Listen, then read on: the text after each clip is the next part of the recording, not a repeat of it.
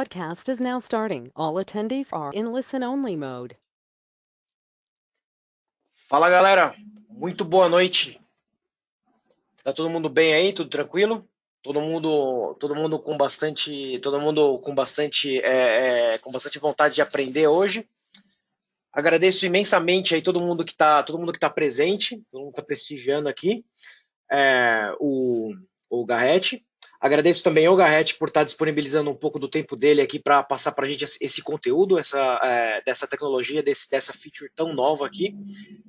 E é isso, basicamente. Sejam bem-vindos a esse webcast. Vou deixar o Garrett aqui absolutamente à vontade para usar o tempo que ele quiser nessa apresentação. E vamos que vamos. Beleza? Garrett, com você aí. Pode meter bronca, cara. Beleza, galera. Boa noite. Boa noite, Haddad, Murilo. Obrigado aí pelo convite. Fiquei muito feliz. Hoje a gente vai tocar num assunto bem bacana, que a Microsoft está investindo uma grana, acredito eu, aí nesse novo SQL 2019, que é a parte do Big Data Cluster, né? Que a gente já viu bastante PPT, já tem bastante coisa aí na internet, tem muito vídeo de indiano já falando sobre isso. E a ideia hoje aqui, para quem nunca ouviu falar desse Big Data Cluster, é passar sobre uma overview sobre a arquitetura, para que ele funciona, quais são as tecnologias que estão nesse ecossistema, né? Então, eu botei até algumas hashtags aqui só para deixar um spoiler, né? Então, a gente vai falar de Azure, de AKS, Spark, HDFS e o mundo Big Data como um todo. Então, a missão hoje é basicamente passar um overview. No final, a gente tem algumas demos que eu preparei. Algumas são legais, outras eu peguei pela internet pronta, que são alguns machine learnings, mas é mais para a gente poder realmente usar aí todo o poder do Big Data Cluster. Beleza? Ô, Haddad, se tiver pergunta, alguma coisa, cara, pode ir falando no meio. Beleza. Aí. Não precisa esperar chegar no final, não, tá? Tranquilo, deixa que a gente mudar essas paradinhas aqui para você. Você pode seguir jornada aí, não tem problema não. A gente resolve aqui para você. Beleza, cara. Valeu. Beleza. Então, bora lá. Deixa eu só mudar de tela aqui, que eu tô com 2 monitores. A gente tá vendo o teu PowerPoint. Isso, beleza. É isso mesmo que tem que aparecer. Show. Então, eu vou dar uma adiantada aqui no PPT.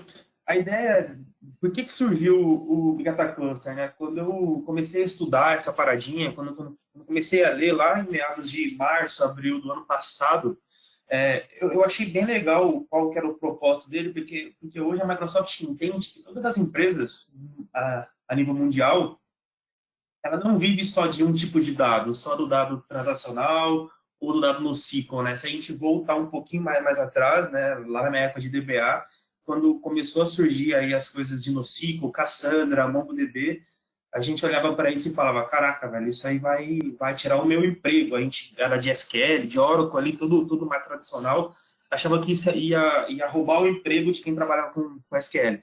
Mas só que, no fundo, isso não tem nada a ver, porque todas as empresas hoje trabalham com sistemas multiplataforma e os dois dados, tanto o SQL quanto o NoSQL, eles vieram para somar valor à empresa, né? Então, se a gente olhar no mundo aí, a média é que a cada 3 anos a gente duplica a quantidade de dados. Se eu não me engano, essa é a conta que se faz no mundo como um todo. Então, a gente gera muito dado hoje, muito mais dado do que há 10 anos atrás, e com certeza muito menos dado do que daqui a 10 anos. Então, hoje as empresas geram muito dado, tudo está gerando dado.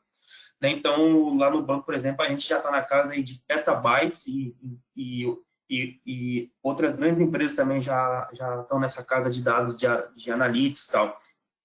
Só que isso é um problema porque isso gera uma grande complexidade quando a gente começa a falar em análise de dados, porque eu tenho dados em plataformas diferentes, em estrutura de dados diferentes, SQL, NoSQL, estão às vezes em clouds diferentes, né? Então ele está em Azure, às vezes ele está na Amazon ou está no mundo on-premise, e eu tenho muitos dados em muitos lugares, e para eu poder gerar valor para a minha empresa, eu tenho que ter uma visão única disso tudo. E como é que eu faço isso? Aí, um dos conceitos que surgiram no passado, que hoje está bem forte, é a virtualização de dados, né?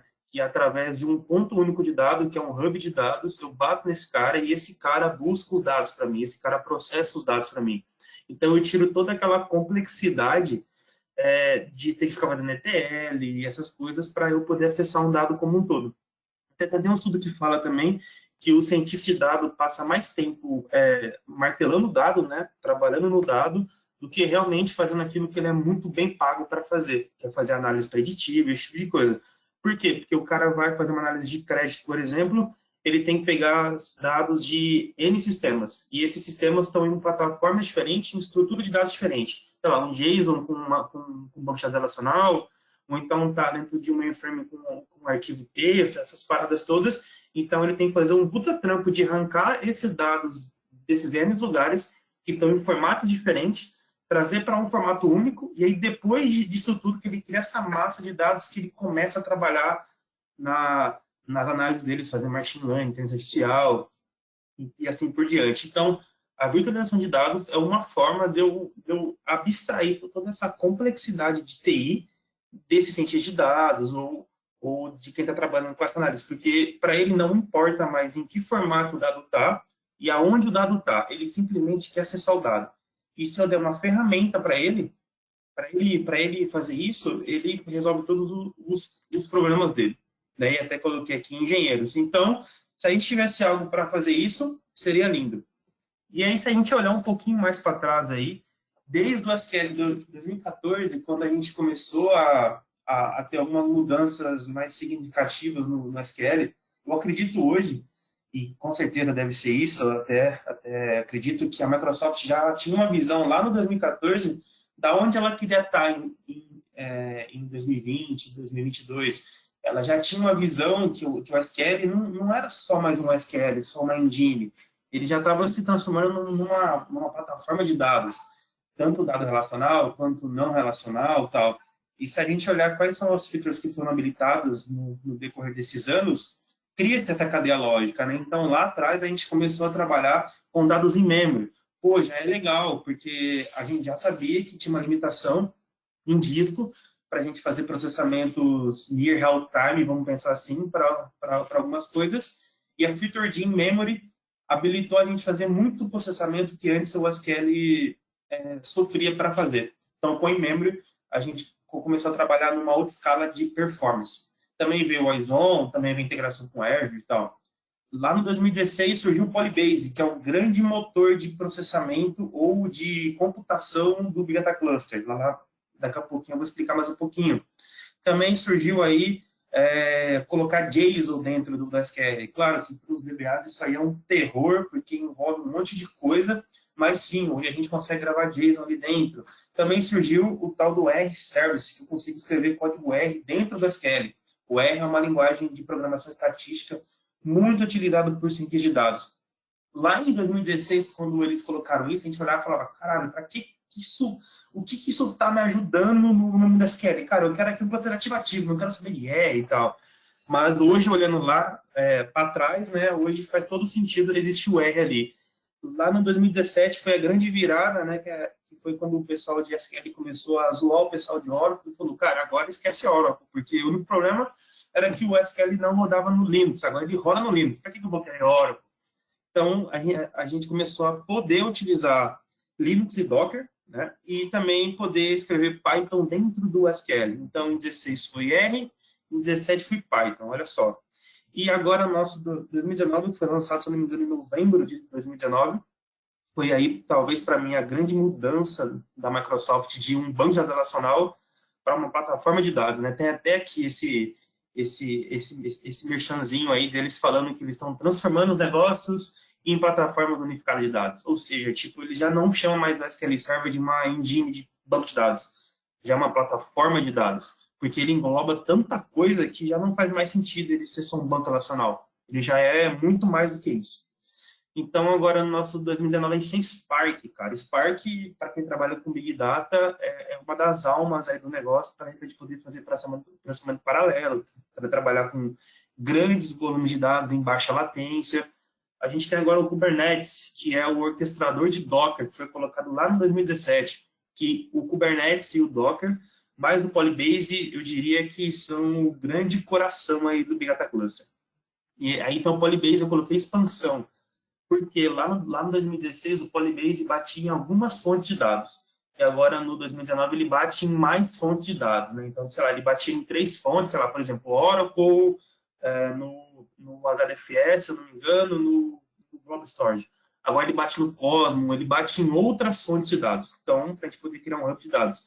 É o Big Data Cluster, que é o que a gente vai comentar hoje aqui, que é uma junção disso tudo, mas que está tudo muito ligado com uma engine padrão do próprio SQL Server.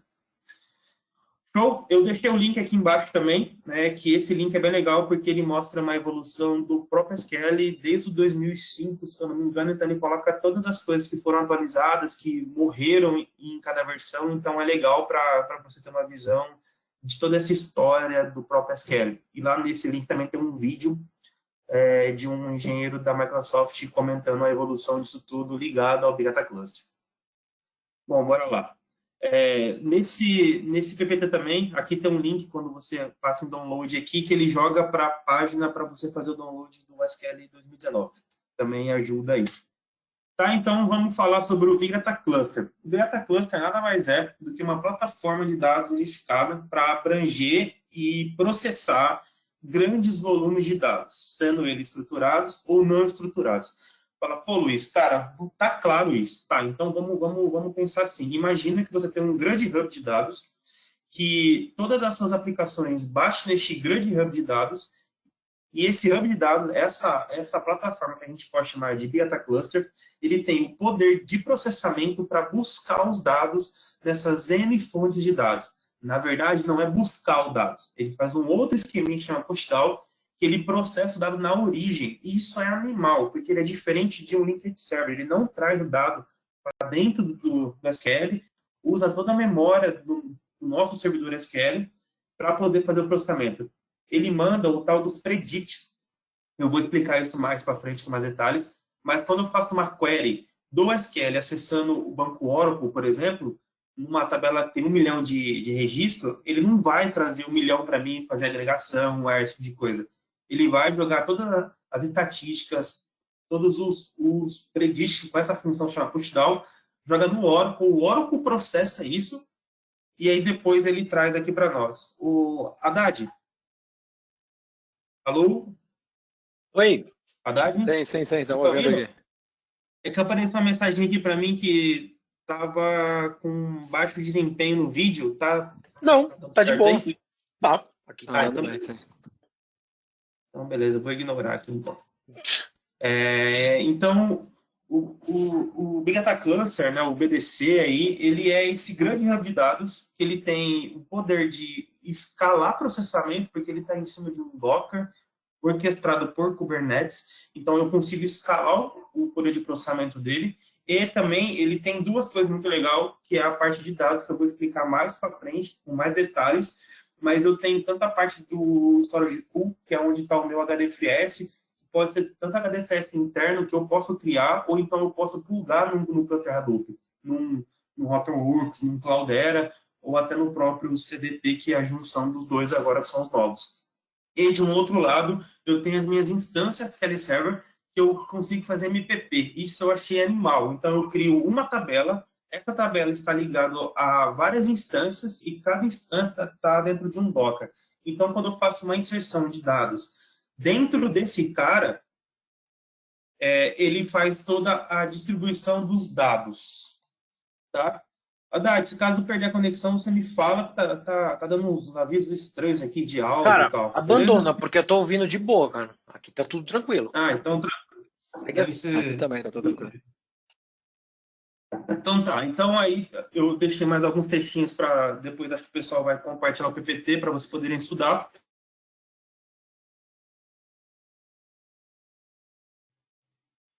Sim, senhor.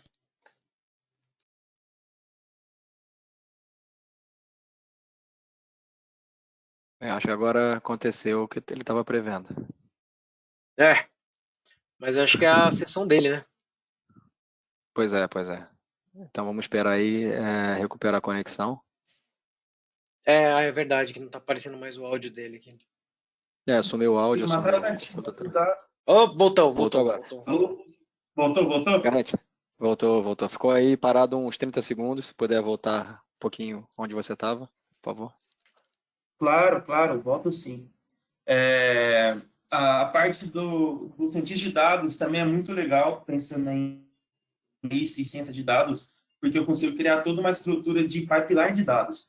Então, eu tenho tanto ali a captura, o processamento e a distribuição dos dados. Então, imagina um cenário assim, que eu tenho que capturar dados via streaming, então eu posso ter um Kafka ou até um IT Hub, por exemplo, pegando esses eventos on demand, aí, online, jogando na minha área de dados, que é o meu storage pool, que é o meu HDFS, e aí via SQL Server eu posso rodar uma função Spark, fazer alguma tratativa no dado, ou então alguma função de machine learning. Eu pego este resultado, transfiro ele para a minha camada de data pool, que são instâncias do SQL que faz processamento paralelo, e aí, em cima desse cara, por exemplo, pode ter um Power BI, pode ter um Tableau, ou então aplicações construídas. Então, eu consigo construir todo o meu data lake, vamos pensar assim, todas as minhas camadas de processamento de dados, em cima de tudo que o Data Cluster nos fornece. A gente vai descer o nível em cada uma dessas layers, né, dessas camadas, então vai ficar mais fácil de vocês entenderem. Mas, assim, de uma forma geral, entenda como o BDC como um grande hub de dados. Pensa que ele tem a fonte e a chave para acessar todos os dados, os bancos de dados, seja da estrutura que for, e todas as aplicações batem nesse cara fazendo selects. Então, imagina assim, eu tenho um diretório lá no meu HDFS, que é um /log units, que é o exemplo que eu vou usar, e ali dentro dele eu tenho vários CSVs, que tem as suas estruturas. E aí eu tenho bancos no SQL e tenho banco no Oracle.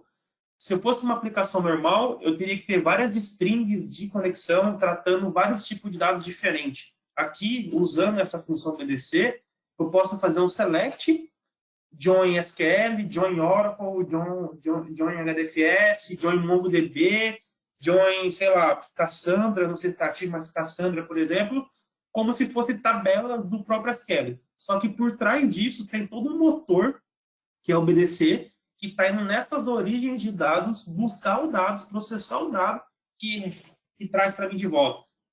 Então, lá para o carinha que está digitando a query, para o sentido de dado, ou até para a aplicação, é totalmente transparente aonde está o dado e, principalmente, cara, a estrutura do dado, porque eu estou fazendo um select num HDFS, que no fundo ele está gerando MapReduce para mim, mas ele traz em formato tabela. Então, eu consigo fazer join com várias coisas, inclusive eu consigo criar constraint em cima disso, fazer um monte de coisa, que para o cara é como se fosse tabelas do próprio SQL, mas no fundo são fontes de dados externas. Isso é a virtualização de dados e isso é uma das coisas que o BDC entrega para a gente com muita robustez.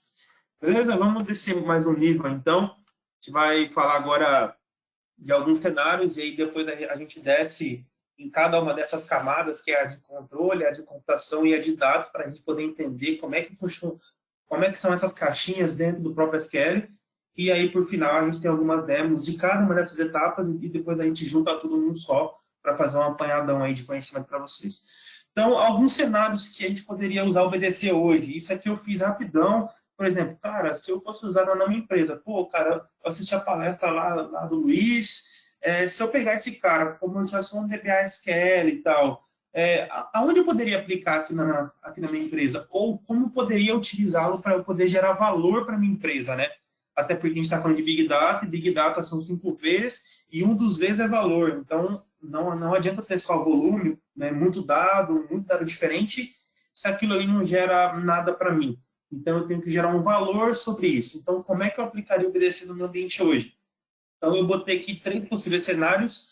Um deles é o próprio Data Lake mesmo. Quando a gente fala de Data Lake, a gente fala de algumas zonas de processamento. Então, a gente tem a zona do Raw Data, a gente tem a camada especializada, e depois a gente pega e distribui isso.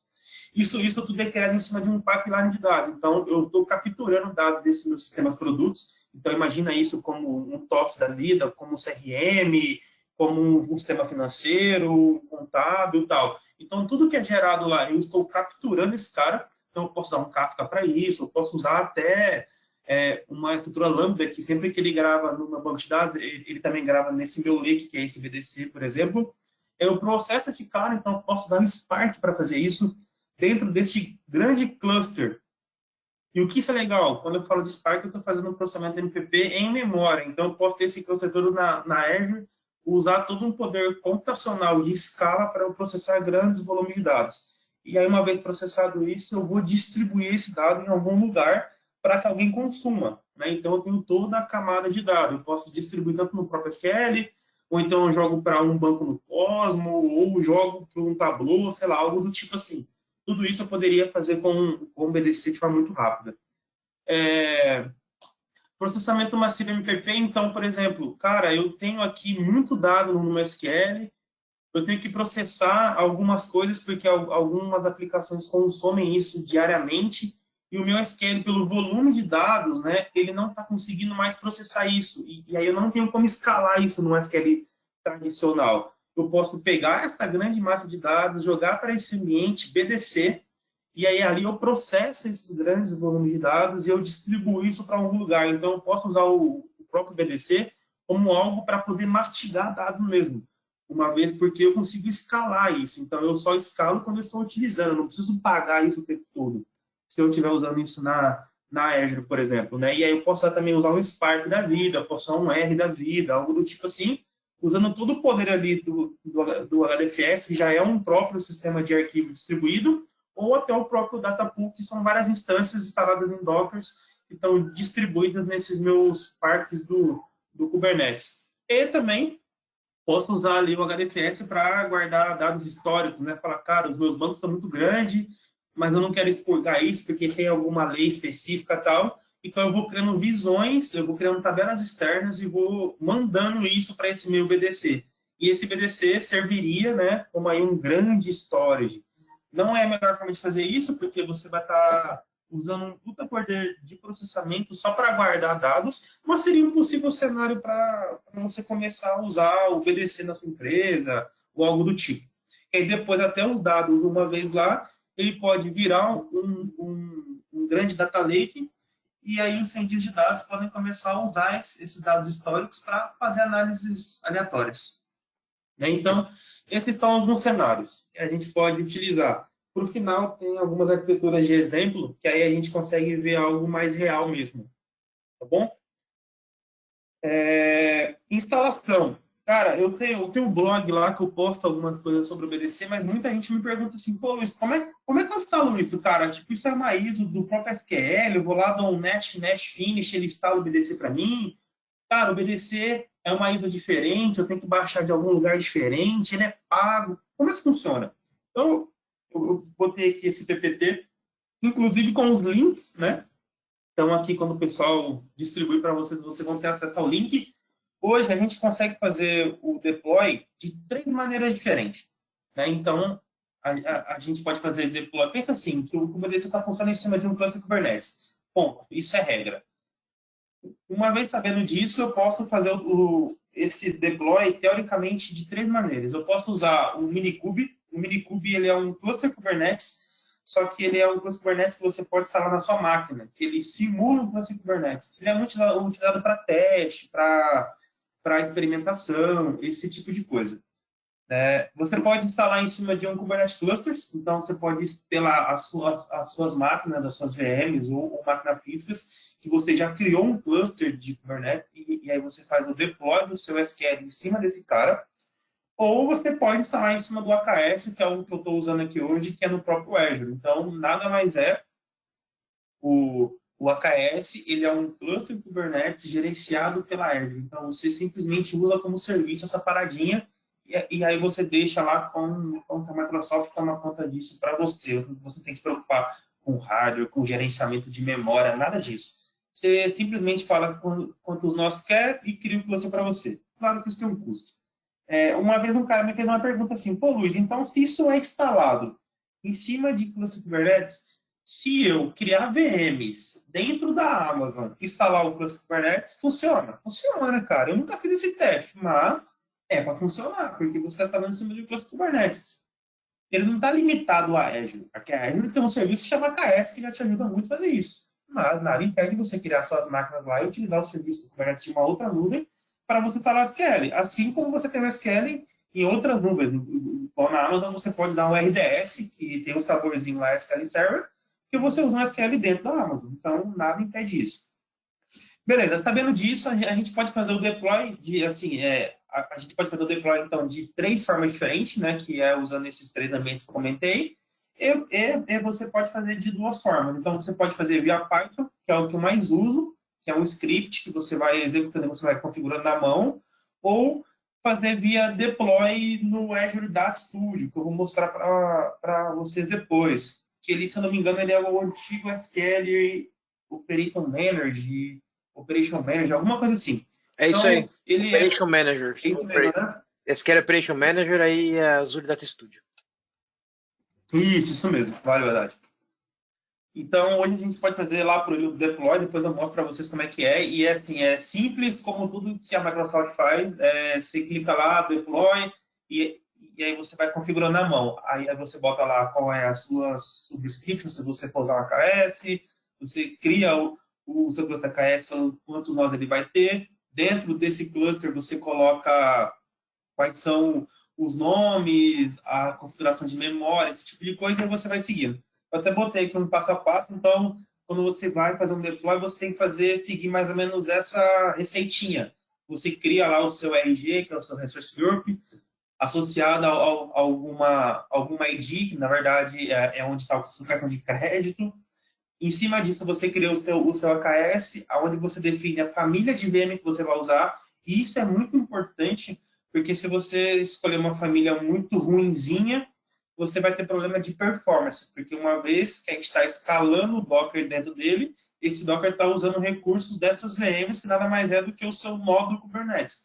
Então, esse tipo de coisa, para quando você for colocar em produção, você tem que fazer uma análise bem bacana. Para a gente usar como teste, não. Eu uso uma standard normal, então é de boa, funciona. Aí você escolhe a região. Tem algumas regiões no qual isso não está habilitado, tá? E depois eu mostro para vocês também. Depois disso, você configura quais são os podzinhos, que são o conjunto de Docker dentro desse cluster AKS que você criou. E aí lá você edita tamanho, quantidade. Você também consegue falar assim, ó, para esse tipo de serviço aqui, por exemplo, para o controller, eu quero que tenha 4 Dockers. E esses Dockerzinhos, ou esses pods, eu quero que você distribui nesses nós, nessas regiões. Então, você consegue fazer essa configuração para poder ter tanto uma performance melhor, quanto uma disponibilidade melhor. Isso é bem bacana. Você consegue fazer isso na mão, de forma visual. Você também consegue fazer as configurações da sua master instance, que nada mais é do que um próprio SQL Server mesmo. Então, tá bem tranquilo lá. E aí, sim, você faz o deploy. Se você fazer via Python, que é esse primeiro link que está em cima, que é praticamente um netnet, né? Você só vai configurar assim, se você não quiser mudar nada, quiser fazer do padrão, cara, você dá lá uns 10 enter, mais ou menos, porque ele já puxa o padrão, e aí isso deve demorar mais ou menos uma meia hora, ou 40 minutos. Se demorar mais que isso, tem algo errado, tá? Usando o AKS. Esse do Bash de baixo também é script, né? Então você pode fazer tanto aí, que é no Linux, ou até usar um PowerShell. E aí no Data Studio ele demora um pouco mais, porque quando você muda todas essas configurações, ele te gera um notebook. E esse notebook está em Python. Aí você tem que ir executando cada caixinha desse notebook até ele fazer o deploy como um todo. E eu não sei porquê, mas ele demora quase o dobro para isso acontecer. No Python eu demoro meia hora. Quando eu faço o deploy via notebook, ele demora quase uma hora para fazer. Não sei se é alguma configuração do próprio notebook, do Jupyter, algo do tipo. Mas ele demora bem mais. Aqui do lado eu coloquei aqui um exemplo, porque o Master Instance, quando você vai configurar ele, você pode utilizar a opção de ter um always on, porque depois eu vou mostrar para vocês lá, mas o Master Instance é como se fosse um cérebro. Então, se eu perder esse cérebro, eu perdi tudo. Então, a gente pode utilizar a configuração do próprio always on para poder botar esse cérebro desse BDC numa configuração de HA, de alta disponibilidade. Então, eu consigo colocar eles em, sei lá, por exemplo, eu posso botar lá ele em São Paulo, em Virgínia, posso botar ele no mundo on-premise, se caso cair a nuvem, eu desço para cá, ou o inverso, então eu consigo fazer isso com HA. E aí ele segue as regras do próprio Poison. Se eu não me engano, são até 8 réplicas, uma ativa e 8 passivas, ou uma ativa e 7 passiva. tem a regrinha dele lá, que você segue a configuração padrão de um SQL normal. Tá? Eu, quando uso para teste, eu nunca uso isso, porque isso é uma configuração a mais que me gera custo para eu estar estudando. Então, a nível de estudo, eu não faço essa configuração, mas lembre-se, se for em produção, você subir um cluster que vai ter todo esse poder de processamento, que tem que ter SLA curtíssimo, que vai atender milhões aí de sistemas, você não tem uma alta disponibilidade disso, você está apontando uma arma para a cabeça praticamente, né? Acho que é isso aqui desse PPTzinho. Haddad, tem alguma pergunta? Você já se recuperou da sua. Você já se recuperou da sua. Você já se recuperou da sua. Como é que é o nome? Da sua conta de cartão de crédito? Já, cara. Ai, caramba. Não, falaram alguma coisa quando morreu teu áudio lá, mas já voltou, então tá tudo tranquilo já, de volta. Ah, beleza. Para quem ouviu o que o Haddad falou, quando eu comecei a brincar com isso aqui, lá em meados de abril, março do ano passado, eu entrei naquele programa EAP, que é Early Adopter, alguma coisa. Eu nunca lembro o nome disso. Mas é um programa que você Early Adopter Program, alguma coisa assim. É programa de beta tester, né? No fim das contas, é um programa de beta tester. Isso! Tinha que se cadastrar. Exatamente. Exato. Por exemplo, o SQL foi lançado em novembro, mas eu já tinha acesso a essas ISOs desde março, por exemplo. Então, você entra no programa de beta e você é praticamente um estudioso daquele negócio, que aí você vai pegando os bugs e vai mandando para eles vão corrigindo. Então, o que é legal disso? Você tem acesso a um Teams, esse Teams lá, cara, tá todo mundo que está desenvolvendo a bagaça. Então, você tem acesso direto aos devs lá na Microsoft. Isso é muito legal, porque eu tinha muita dúvida de como funcionavam as coisas. Eu falava, cara, como é que funciona? Aí eu mandava para os caras e ela me respondia. Até porque, como era novo, não tinha nada escrito na internet, não tinha nenhuma documentação, não tinha nada. Então, assim, era meio que no pelo ali o estudo.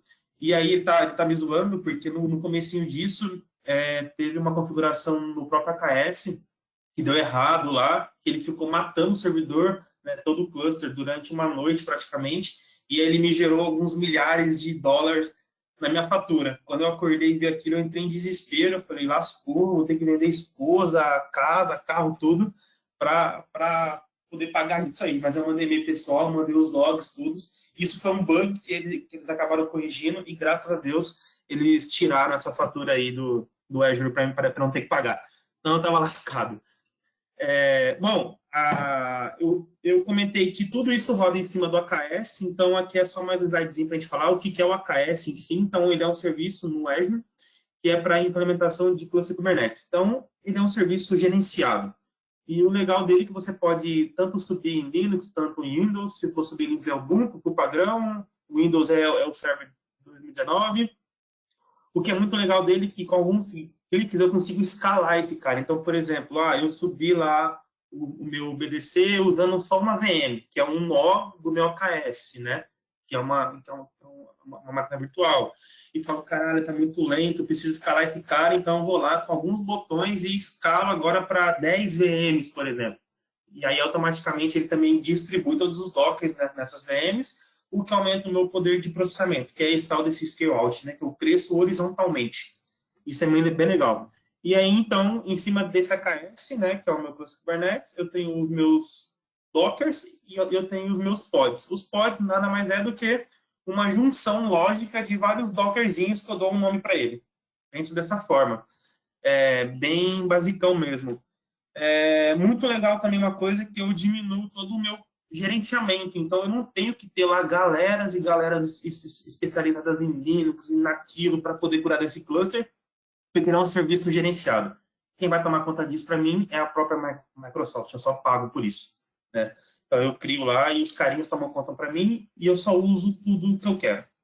Do lado direito, aí eu coloquei aí um link. Esse link é bem legal porque ele fala que é 50 dias do zero ao avançado, vamos pensar assim, para você aprender sobre Kubernetes. Então, ele te dá toda uma aula aí de 50 dias, que dá mais ou menos uma horinha por dia para você fazer labs, estudar tal.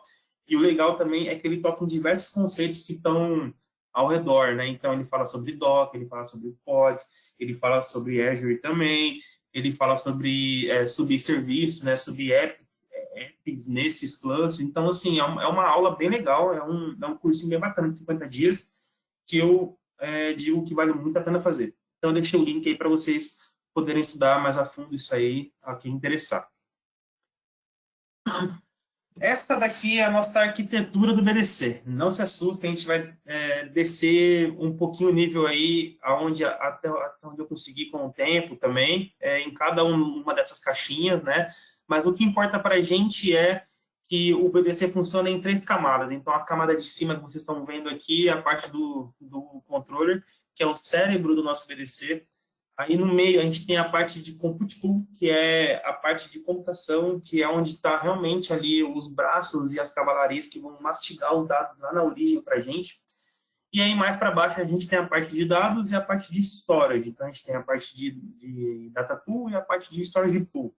De um lado vocês podem ver que tem ali o HDFS e tem o Spark.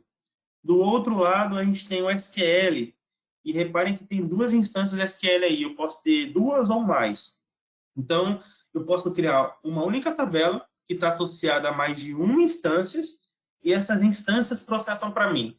Aí vocês falam assim, Luiz, então você está dizendo que eu crio uma tabela, sei lá, pedido, e essa tabela está associada a um data service que está associada a várias instâncias. Logo, se eu fizer insert de 1 milhão de registros nessa tabela, você está me dizendo que os dados vão ser distribuídos entre todas as instâncias. É isso mesmo, cara. Você faz insert nessa tabela e os dados são distribuídos nas instâncias que estão alocadas para aquela tabela. MPP, processamento massivo paralelo. Depois no final também tem uma demo no qual tem uma tabela criada neste conceito, né? E aí eu vou lá e faço um select e aí via Grafana eu vou mostrar para vocês a gente fazendo esse processamento paralelo. Eu vou fazer select numa tabela e aí vocês vão ver 2 máquinas trabalhando ao mesmo tempo.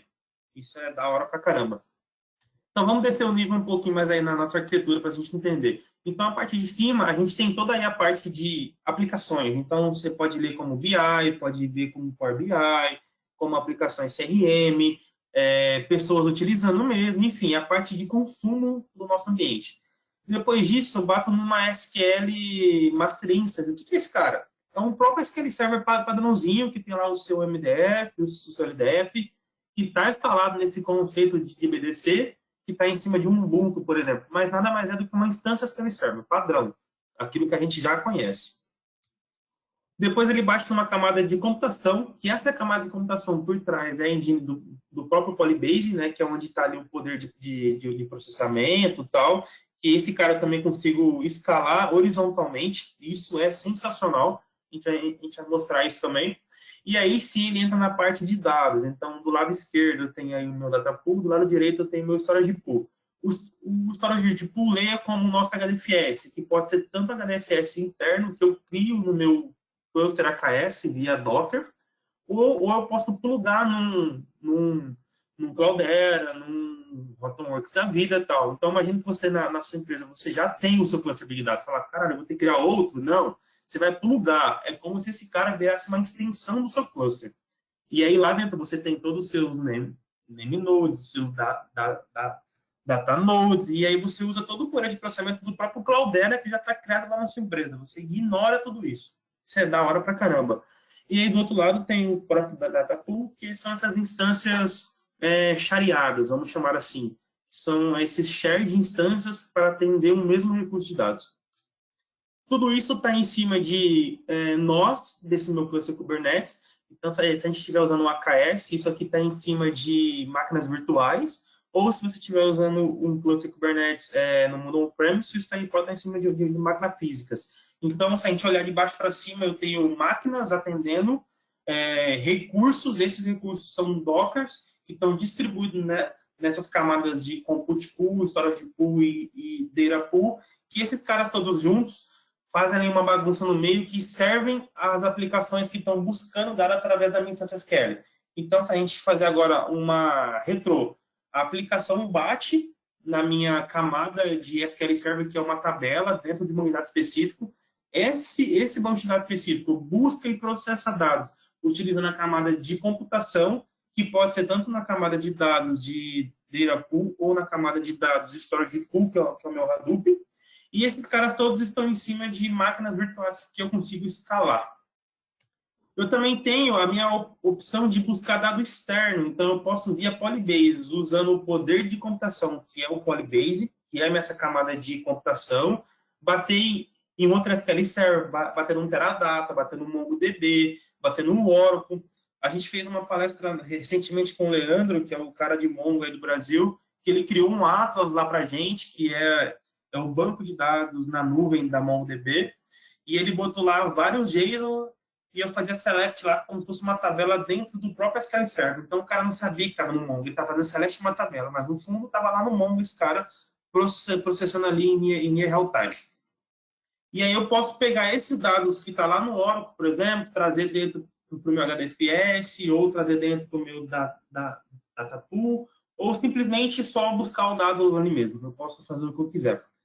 Também tem ali meu carinha de IoT, que a gente pode ler isso como Kafka, fica mais fácil para a gente. Então, a gente tem lá o Kafka trabalhando, gerando eventos ali, milhões por minuto, e esse cara tem que ser analisado. Então, eu posso jogar tanto no meu Hadoopzinho interno, ou tanto na minha camada de SQL distribuída.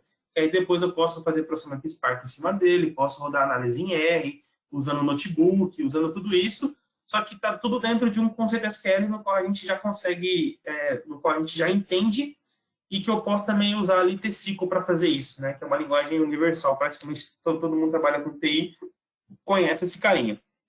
Esses carinhas todos que estão circulados aí em vermelho, esse carinha aqui é o nosso Big Data Cluster, né? Que são as duas principais camadas de computação de dados que são orquestradas por essa camada de controller. Essa camada de controle que fica em cima, ele também está dentro de Docker e Kubernetes, dentro desse mesmo cluster, mas é nesse carinha que fica todos os binários de serviços que está orquestrando esse meu cluster. Então, ali eu tenho os procs, eu tenho o Kibana, o Grafana, que é algo bem legal, porque eu consigo já, assim que eu fazer o deploy de um BDC, ele já cria para mim os endpoints para o Grafana e Kibana com algumas análises já pré-formatadas, então isso já vem pronto para mim. Tem também a parte do próprio Spark que está ali dentro, a parte do Elasticsearch, que é legal, porque depois disso, cara, eu vou ter ali milhões de logs rodando ao mesmo tempo, da forma como eu configurar. Pô, agora eu quero fazer uma análise de sentimento ou algo do tipo assim, em cima dos meus próprios logs. Eu consigo usar o próprio Elasticsearch para fazer isso aí, para ser uma fonte de dados para mim. Então, parece que legal. Eu estou ali no meu ambiente, trabalhando, e aí eu tenho que ficar escalando ele às vezes para eu poder ter um processamento. Então, por exemplo, eu sei que todo dia à noite eu tenho que processar muito dado, que é o fechamento bancário ou fiscal da minha empresa. Então, eu escalo esse poder de processamento, processo esse dado, aí eu vou lá e mato esse tanto que eu escalei, né, para não pagar, e eu vou lá e mando esse dado embora. Sabendo disso, né, se a gente criar algum algoritmo de machine learning em cima deste meu log, eu consigo entender qual que é a minha característica do meu ambiente e aí eu autoconfigurar que ele escale quando ele tem que escalar sozinho, por exemplo. Ele sabe que todo dia, essas horas, ele tem que escalar. Então, ao invés de eu criar rotinas lá no meu Ctrl+M para fazer isso e tal, eu posso ter rotinas que aprendam que isso tem que acontecer e façam para mim. Estou falando de uma forma bem geral, mas lá no grupo do Teams, lá, por exemplo, tinha uma galera que eles estavam entendendo que estava tendo alguns erros que poderiam ser feitos de forma operacional. Então, eles sabiam quando o erro estava acontecendo, quando acontecia aquele erro, ele startava uma thread, que essa thread era um Python que corrigia aquele erro lá na aplicação, por exemplo. Então, isso é assim, é uma base gigante de log que dá para fazer muitas e muitas coisas. Então, tudo isso está dentro do nosso VDC, então entenda como a parte de controle é o cérebro, a parte de computação Polybase e as partes de dados aqui embaixo distribuído em duas camadinhas. Então, esse aqui também é uma visão bem legal da nossa arquitetura, então a gente tem aqui as camadas, né? Essas bolinhas aí são os podzinhos que eu posso ter um ou mais Docker rodando o mesmo serviço ali dentro, né? Então, aqui eu tenho esses carinhas, eu tenho a minha partezinha aqui, que é a minha instância master do MySQL. Aqui nesse caso só existe uma, mas eu poderia ter duas, né? Que está representando aqui como laranjinha uma branquinha, que é o ativo e passivo, por exemplo. E aí esses caras têm a camada de computação, que é os caras que batem nas minhas origens, e aí ele pode gravar e consultar dados nessas duas fontes de dados, que é o meu data pool e o meu storage pool. E aí tudo dentro desse meu cluster Kubernetes, que está circulado aí, eu posso também ter os meus pools de aplicação. Então, eu posso colocar aqui o meu SSS, eu posso colocar algum microserviço internamente, e também vai estar tudo dentro desse mesmo cluster. Tá? Então, isso aí fica a cargo da sua arquitetura, da sua missão para o seu ambiente. Aqui é só mais uma visãozinha também de como é a arquitetura. Então, a gente tem a parte aqui de controles. Aqui, eu gosto bastante dessa foto porque ela fica muito visual, né? Então, eu tenho a parte de controles. Cada uma dessas caixinhas são os meus Dockers, né? Que foram configurados por mim quando eu instalei, por exemplo. Eu tenho a parte de computação. Então, aqui eu tenho 2 pools de computação. E em cada pool eu tenho 4 instâncias do próprio SQL. Então, eu consigo escalar esses caras no futuro quando for necessário. Na parte de dados, eu tenho o meu data pool e tenho o meu storage pool. O meu data pool são instâncias SQL e o meu storage pool são os meus HDFS com libs do Spark para eu poder processar dados aqui dentro. Beleza? Só para a gente mostrar mais um pouquinho, então, quais são os principais serviços que tem em cada uma delas. Então, na minha parte de controle, eu principalmente tenho a minha SQL Master Instance, que é a minha instância do meu SQL. Eu tenho o Kubernetes Master, que é o cérebro de tudo que está controlando essa paradinha. Eu tenho a minha parte de segurança, eu tenho o Grafana e tenho o Kibana. Então, esses são alguns dos serviços no qual eu tenho nessa parte de controle, que são praticamente as libs, né, e os binários para que tudo isso funcione bem. Também aqui nessa parte de controle tem a parte de acessos, como é que eu acesso por proxy, por HTTPS, SSH, como é que eu acesso o Docker internamente, é tudo por esse carinha aqui. Mais para frente eu mostro na prática como é que funciona. O próximo é a parte de computação, que é onde está o nosso poder de computação de fato. Então, quando eu estou fazendo select numa tabela que está associado a um data source, né, a uma origem de dados, e essa origem de dados é externa, por exemplo, eu uso essa camada de computação. E essa camada de computação são várias instâncias configuradas em vários Dockers que estão dentro de vários pods dentro desse mesmo cluster. Parece confuso, mas não é. Eu tenho várias instâncias lá em Docker. Esses conjuntos de Docker são pods que estão dentro desse mesmo cluster que é o AKS ou o Minikube da vida. Então, eu consigo escalar esses caras conforme a minha demanda, por exemplo. Então, ele é um conjunto de instância e stack level. Porque esse cara é um tipo de instância, é um tipo de instalação que eu não guardo dado. Eu só uso os binários dele para poder processar dados. E aí eu consigo fazer o processamento paralelo, que é o tal do scale-out. E para a gente monitorar esses caras, existem algumas DMVs do próprio SQL, que é bem legal. Então, a gente consegue ver aqui nessa primeira, por exemplo, quais são os pools ativos de computação, quais são as tabelas que estão associadas a cada pool. Então, por exemplo, eu tenho lá 4 tabelas que estão usando o pool 1. Pô, cara, mas esse pool 1, ele está muito carregado. Então eu vou pegar essa tabela de busca do Oracle, ou eu posso criar um outro pool, ou então associo ele ao pool 2, por exemplo, para ele poder fazer um balanceamento de carga. Ou então eu posso criar assim, o pool 1 é para dev, o pool 2 é para homolog, o pool 3 é para prod. Então, dependendo de cada ambiente, de cada tabela, eu consigo configurar pools de computação diferentes para esses caras. O que é muito da hora, e que eu consigo distribuir tudo isso de uma forma bem homogênea, e eu consigo ter um controle muito bom sobre isso. Então, aqui eu consigo também saber desses pools, quais são os nós que estão associados a ele. Então, para esse pool 1, eu tenho 3 nós. Para esse pool 2, eu tenho 40 nós, por exemplo. Então, eu consigo saber aonde esses caras estão alocados, para eu poder fazer principalmente o meu monitoramento. Eu também consigo saber o status. Nesse pool 2 que eu tenho 40 nós, eu tenho 40 nós, mas 3 estão down, eles caíram, estão sofrendo algum pânico lá, por exemplo. Então, eu consigo monitorar esse cara. Eu também tenho uma view para eu poder coletar erros, né, de uma forma bem dinâmica ali, que esses erros também são logados no meu Kibana, que eu vou mostrar para vocês depois. E aqui, né, tem o desenho aí do Polybase. Então, conceitualmente, eu tenho aqui um carinha, que é esse carinha de branco aqui, que está executando queries SQL T-SQL, né, select from alguma coisa, por exemplo. Ele bate no meu head node, que é o meu nó master dessa camada de computação, ele vai descobrir qual que é o pool que está sendo aquela tabela, e aí sim ele vai processar os dados lá embaixo. Então, aqui, por exemplo, ele está processando dentro de um HDFS. Então, entenda que eu estou escrevendo aqui, ó, select from tabela logs, por exemplo. Mas o log, na verdade, ele é um diretório dentro do meu HDFS. Mas o carinha não sabe que é um diretório, ele acha que é uma tabela. Então, ele vem aqui, select from logs, certo? E aí o pool do Polybase vai entender em qual pool essa tabela está, e ele vai startar o poder de computação para ir lá no meu HDFS, mandar o meu predict, que vai gerar um MapReduce que vai retornar para mim, por exemplo. Ou não gera MapReduce, depende da sua consulta, por exemplo. Mas ele faz todo esse caminho. Só que para o carinha que está escrevendo a query, ele está fazendo select asterisco from. Então, eu estou abstraindo toda a complexidade de uma infra, que é fazer select num HDFS, que é um CSV, por exemplo, fazendo como se fosse uma tabela padrão. Esse é a grande sacada do BDC, uma das grandes sacadas.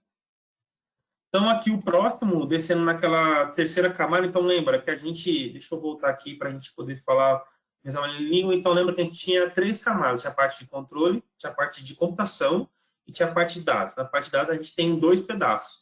Então, a gente falou sobre controle, falou sobre computação e agora sobre dados. Então, na parte de dados, na parte de storage pool, que é onde está o meu HDFS, eu posso criar ele dentro do meu AKS ou eu posso plugar isso no Hortonworks, no Cloudera da vida. Então, é o meu HDFS como um todo, que é um sistema distribuído, altamente confiável, resiliente, que inclusive a detentora dele é o Apache, então é um software free, livre aí, que o próprio Hadoop está incorporando dentro da sua engine. Né? E ele tem alguns nós por padrão, que é o Yarn, que é o controlador dessa porra toda, que ele controla todos os nós dentro do meu cluster AKS. Então, por padrão, ele nasce com esses nomes. Spark 0 aí, NameNode 0 e o Storage 01 e 00 e 01.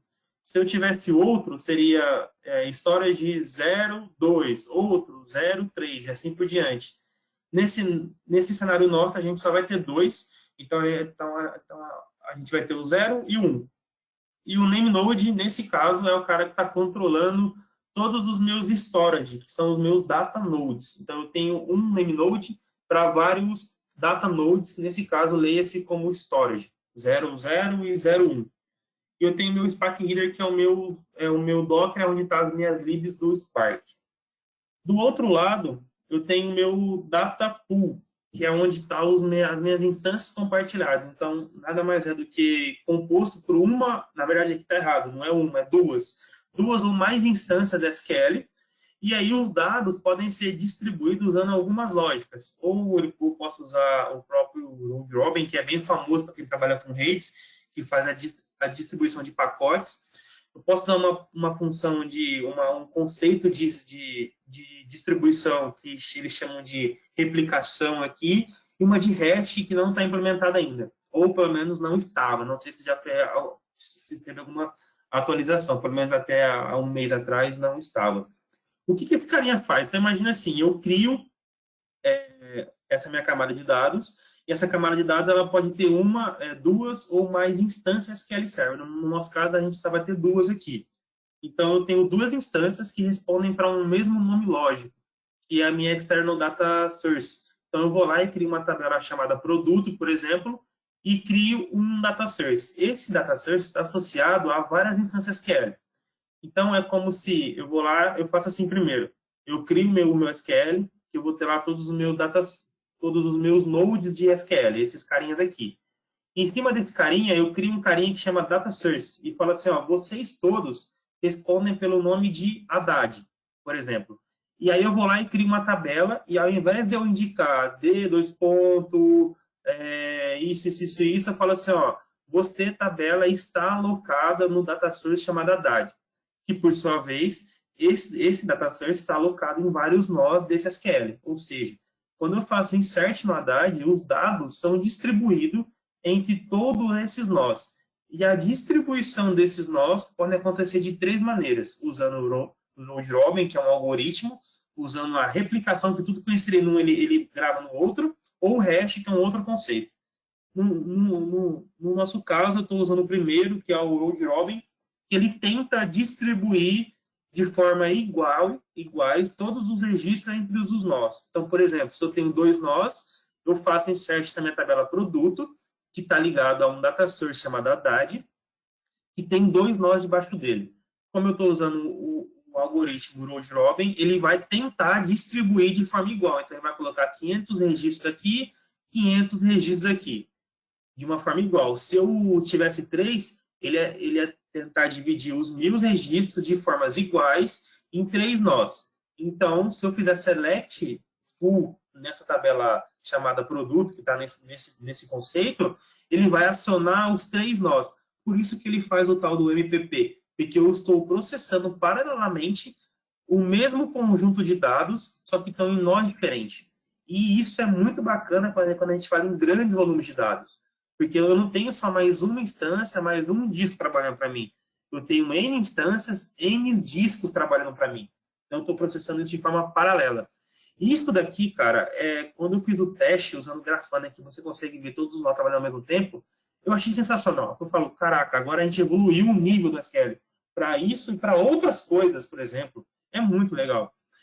Tem um pênalti da gente usar esse algoritmo Road Robin, que vocês já devem ter percebido, que se eu tenho 2 nós e eu faço uma exceção de 1000 linhas, ele vai tentar gravar metade aqui, metade aqui. Se eu perder esse nó, eu perdi metade da minha informação. Então, isso ocorre. Então, tem até algumas documentações falando, usar esse algoritmo quando você não tem que garantir a persistência de dados. Você só quer ter throughput de dados. Então, você pode usar esse cara. Se você quer ter a persistência e a garantia de dados, você pode usar o outro algoritmo, que é a replicação, que ele vai replicar tudo isso em nós. Então, nesse caso aqui, não vale a pena porque eu só tenho 2, mas se eu tivesse 10 nós, por exemplo, eu posso falar que ele insere tudo em 5 e aí automaticamente ele replica tudo para mais 5. Tipo o RAID. Ele faz essa réplica de dados para mim. O foda disso é que eu não ganho tanto assim throughput, né? Porque eu estou sempre replicando os dados. Então, aí fica de cada ambiente, de cada detalhe saber disso. A gente também tem a parte aqui do scale out, que eu consigo escalar esses caras, né? Então, se hoje eu tenho 2, amanhã eu consigo configurar isso. Hoje, isso, infelizmente, não está tão automático assim. Eu tenho que matar o cluster, por exemplo, para ele poder, por exemplo, eu tenho 2 nós, mas amanhã eu quero que tenha 20 nós. Hoje ele não cresce automaticamente a parte do data pool. Eu tenho que matar um cluster, eu tenho que criar um novo cluster com essa configuração. Claro que eu posso automatizar usando DevOps, usando Terraform, usando um monte de coisa, mas hoje isso não é tão automático como deveria ser. Mas está no roadmap deles deixarem isso automático. Quando eu perguntei isso, foi o que eles falaram para mim. Hoje não é, mas amanhã será. Então, beleza, fiquei feliz e vamos esperar a cena dos próximos capítulos aí. Aí eu botei cenários aqui em cada um deles, por quê? Quando eu usaria o Storage Pool, quando eu usaria o Data Pool? Imagina o seguinte, imagina que você é um banco, que você faz um grande poder de processamento na sua noite, então você tem vários processos rodando à noite, para que esses dados estejam disponíveis no seu próximo dia para suas agências poderem trabalhar, por exemplo. Então, o que eu posso ter? Eu posso ter o meu Data Lake dentro desse BDC, que ali nesse HDFS, que é o meu Hadoop, vamos pensar assim, eu tenho muita massa de dados. Então, eu tenho ali todas as transações do dia, eu tenho todo o meu histórico bancário, cartão de crédito, enfim, aquele monte de informação. Só que para eu processar isso de uma forma muito rápida, eu tenho que ter muito poder de processamento. Então, eu processo esse cara. Só que tem outro cara também. Amanhã, quando as aplicações forem acessar esse cara, para eu não ter que ficar fazendo map reduce, porque isso teoricamente é mais lento, eu quero deixar isso numa camada de cache mais rápida, vamos pensar. Então, o que eu poderia fazer? Todos os dados ali no meu HDFS, eu vou lá, crio funções Spark para que eles mastigam esse dado dentro desse storage pool, que são os meus Hadoops, por exemplo. Então, eu vou lá, processo esse dado. Uma vez processado, eu pego esse dado e faço insert em tabelas dentro do meu data pool, que são essas instâncias compartilhadas. E aí, amanhã, as aplicações consomem essas tabelas que estão ligadas a esses nós. Ou seja, eu criei uma camada de speed layer, por exemplo. Então eu tenho uma camada de batch processamento, que é o meu Hadoop. Uma vez processado, eu jogo para essa camada de speed layer, que são esses SQL que estão dentro desse data pool, e as aplicações consomem esse cara de forma online, tendo todo esse poder de escalabilidade. Então, são alguns cenários que eu poderia usar esse bichão aí. Seguindo, né? Então aqui é um exemplo de uma arquitetura para a gente poder simular aí o scale out. Então eu tenho o meu master, que pode ser um ou mais, se eu colocar ele dentro de um horizon, por exemplo. Tem uma camada de computação e tem uma camada de dados embaixo. Então, hoje, né, não é possível fazer isso automaticamente, mas o conceito é esse. Eu tenho um master que está batendo aqui, que aí eu faço uma consulta aqui em cima, que bate na minha instância SQL, que bate na parte de computação, que bate nas minhas camadas de dados. Cara, tá lento, eu preciso escalar esse cara. Então, eu vou lá e escalo no futuro automaticamente essa parte de dados, do qual eu consigo crescer o meu poder de processamento. E também, hoje eu tenho aqui uma tabela que está associada a 2 data pool, eu consigo também crescer esse cara horizontalmente, fazendo com que eu ganhe mais throughput de escrita. Então, hoje eu estou escrevendo só em 2 instâncias, mas amanhã eu quero escrever em 10 instâncias. Então, eu escalo esse cara horizontalmente para que eu ganhe throughput de escrita. Então, isso é bem bacana também. E aí, do lado direito, tem o meu storage pool, que funciona exatamente da mesma forma. Tudo isso está circulado aqui com essa linha azulzinha, está em cima de um cluster Kubernetes. Então, aqui eu coloquei de propósito só um nó. Então, nada adianta eu ter vários podzinhos, né, eu escalar isso de uma forma de Docker dentro de uma mesma máquina. Eu também teria que escalar as VMs que estão esses caras. Então, além de escalar as camadas lógicas internas, eu também tenho que escalar as camadas físicas desse cara. Então, eu também posso crescer aqui de um nó para 2, 3, 4 nós. E aí, internamente, eu faço a redistribuição desses Dockers em cima desses nós, que são as minhas VMs no fundo. Então, eu consigo escalar isso de N formas diferentes. E aí vai do seu bolso, da sua arquitetura, da sua demanda, enfim, da sua estratégia de implementação do seu cluster. Então, aqui, quando a gente começa a falar de gerência, a gente já está chegando na parte das demos, tá? Que são as partes mais legais. Mas aqui a gente está falando de gerenciamento e monitoramento. Então, hoje, para eu poder fazer a gestão desse meu ambiente, eu faço uso de algumas ferramentas. Uma delas aí é o Azure Data Studio, que é, como a Haddad falou, que é a nossa ferramenta evolução aí do SQL Operation Manager, que ele tem algumas extensões bacanas que a própria Microsoft já criou, que é o SQL Big Data Cluster e o Data Virtualization. Esses caras são bem legais, eu vou mostrar na prática, mas são extensões que eu instalo dentro desse meu Data Studio e aí eu consigo trabalhar com o meu cluster de uma forma visual. Se você é mais roots e quer fazer na mão, não tem problema também. Você pode usar o AZData, que é um framework, vamos chamar assim, não sei se é o nome correto, de linha de comando para poder fazer interações com a Azure, com o seu cluster AKS, com o seu ambiente na nuvem e afins. Você pode usar o kubectl, que é também aí uma forma de linha de comando de você fazer interação com o seu cluster, que é muito, a gente utiliza muito isso no nosso dia a dia para a gente poder trabalhar com configuração, para eu poder pegar status, para eu poder pegar IPs de docs que estão habilitados, esse tipo de coisa. Tem aí o meu Azure CLI, que também é uma forma de linha de comando, tem o nosso famoso SQL CMD, e tem aí o Grafana e o Kibana, que são as formas gráficas que vêm no nosso cluster para a gente poder fazer a configuração disso tudo. E também fazer o monitoramento. Eu coloquei aqui embaixo um log do meu blog aqui, esse post vai ser, está agendado para ser publicado amanhã, se não me engano, 8 horas da manhã. Tem que fazer alguns ajustes ainda, mas ele vai ser publicado, que é um detalhamento de todas essas ferramentas e como eu posso utilizar. Então, eu tenho aqui, eu vou colocar lá vários comandos de kubectl, vários comandos de SQL CMD, sempre orientado a obedecer. Então, você vai pegar esse post e vai ler e falar, beleza, agora eu quero saber quais são os meus dockers ativos. Tá, então executa esse comando.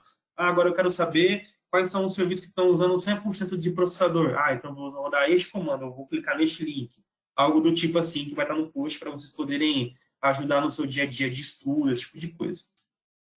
E aqui, né, é uma forma, um desenho, então aqui eu tenho o Kibana, o Grafana, tenho o próprio Azure Data Studio aqui, que são as formas com que eu posso fazer interação com o meu cluster de uma forma visual, né, com o browser, por exemplo. Então é legal tanto a gente fazer via linha de comando, mas também fazer via browser. E aí vamos para as demos. Então a gente já está quase com 50 minutos aí de evento, então a gente vamos passar para as demos que são mais legais. Então nessa demo a gente tem 4 demos. A gente tem a demo de conhecer o ambiente, que eu vou rodar vários comandos lá de kubectl, de AZData. Depois eu vou fazer uma injeção no meu Data Storage, que é o meu HDFS. e vou fazer um select no meu HDFS usando o testicle mesmo, que é o select from, e aí vou ter uma external table lá que vai estar associada ao meu HDFS. Vou fazer também a mesma coisa no meu data pool, que eu vou criar uma tabela associada a vários nós, e depois eu vou fazer a escrita disso, e vou mostrar para vocês no Grafana. Quando eu fizer select nesse data pool, que são várias instâncias trabalhando para uma mesma tabela, vocês vão ver que vão ter ali dois podzinhos trabalhando ao mesmo tempo, simulando o nosso MPP. E depois eu tenho lá um machine learning que eu peguei também pela internet, não foi eu que criei, tem até os créditos lá, que ele está fazendo a simulação de se o cara está propenso a ter diabetes ou não, com base nos dados que estão dentro do próprio HDFS. Por que tem esse último aqui? Para a gente entender que esse Greta Cluster, ele não é só um grande lugar para te fazer processamento de dados. Ele é uma puta ferramenta para fazer análise de dados. Então, eu consigo escrever nele em R, em SQL, em PySpark, que é a linguagem para usar Spark, em Java, em várias formas dentro de um mesmo notebook. Isso é sensacional. Então, a gente vai ver também na prática funcionando. Então, vamos lá. Haddad, tá vendo a tela aí, cara? Mudou? Sim, mudou pro Visual Studio Code. Isso mesmo. Eu vou tentar dar um zoom aqui. Eu vou ter um zoom. Agora que dá para... Não, dá para enxergar sim. Dá um Ctrl mais aí que dá para enxergar. Eu consigo enxergar pelo menos, tá tranquilo. Não, Agora que eu sou beleza. ceguinho. Aí.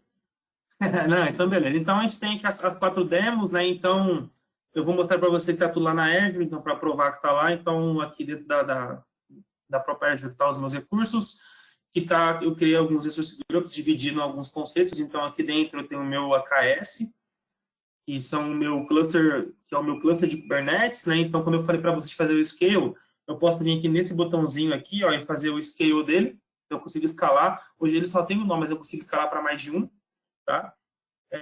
E tem outras porradinhas de serviço aqui, que é mais fácil ver por aqui, que são aqui, ó, todos a minha parte de disco que está associada a cada Docker. Eu tenho aqui a minha VM também, eu tenho meu load balancer, tudo isso aqui foi configurado conforme a gente vai instalando o cluster Kubernetes. Muita coisa é feito já automaticamente e muita coisa a gente tem que fazer na mão. Né? Então, a gente também tem aqui a Virtual Machine, aqui, ó. Tá aqui também, tem toda a parte de disco, enfim, tá toda aqui a minha configuração nesta região aqui, que é lá o oeste dos Estados Unidos, dentro dessa subscription aqui. Então, o nosso ambiente todinho hoje está na Azure. Isso é legal, depois eu vou mostrar para vocês como a gente destrói tudo isso. Então, vamos começar a fazer os nossos testes. Eu posso usar ele tanto aqui no nosso famoso Management Studio, então eu conectei na minha instância, e aqui dentro eu tenho os meus bancos de dados. Então, é uma instância padrão de SQL, eu tenho alguns bancos de sistema a mais do que quando eu instalo só o SQL Server como um todo. Nesses bancos de sistemas estão toda a parte de metadados, de configuração, enfim.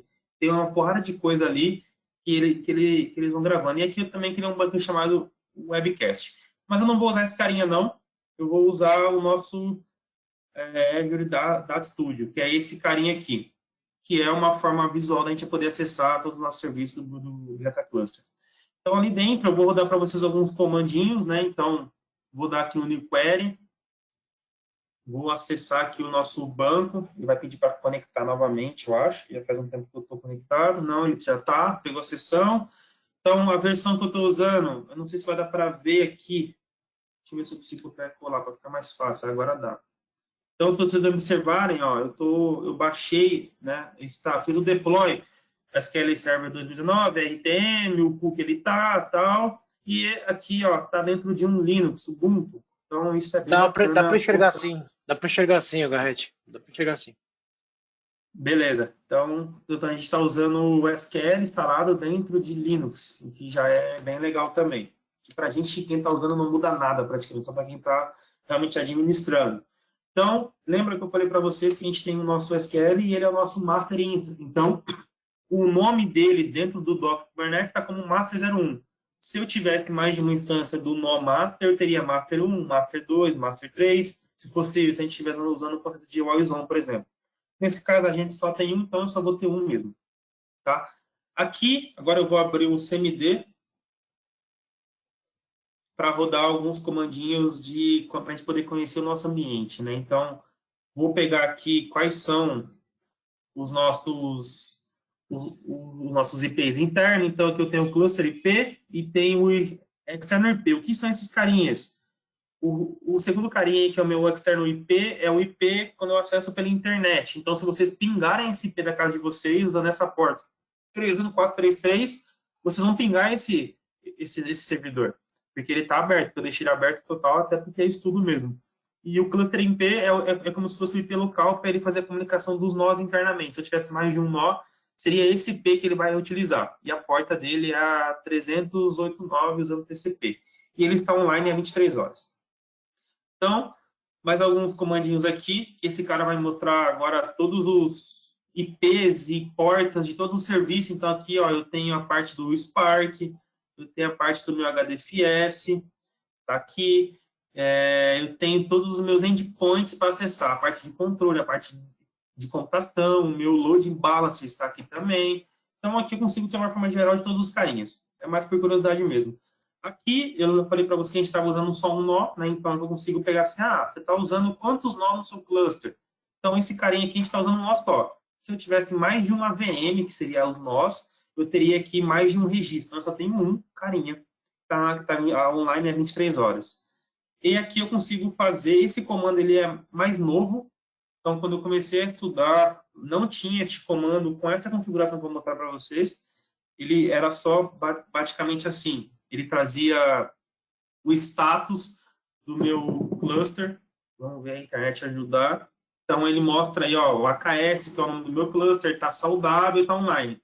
Agora, se eu tirar esse show tables aqui, ele mostra de uma forma bem mais bonitinha todos os meus serviços praticamente, com verdinho e vermelhinho do que está online, do que está morrendo e tal.